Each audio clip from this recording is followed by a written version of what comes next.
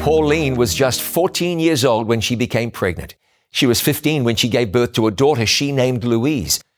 But at the insistence of family members, she placed her little girl up for adoption. Pauline went on to marry and have 4 more children.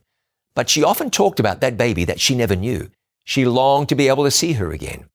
Louise was named Carol by her adoptive family. They weren't supportive of her desire to find her birth mother, and the papers relating to her adoption were lost in a fire.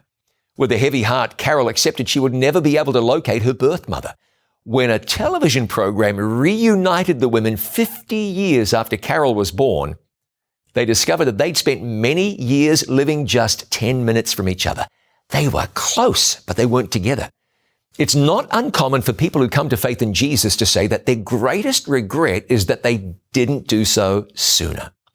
Every minute spent apart from Jesus is a minute that you don't get back.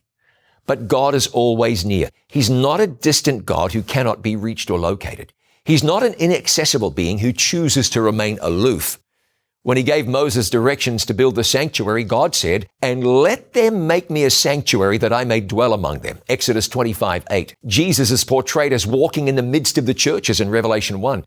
The prophet promised King Ahaz that the virgin shall conceive and bear a son and shall call his name Immanuel, which means God is with us. A woman and her daughter would naturally rue missed opportunities to spend time together.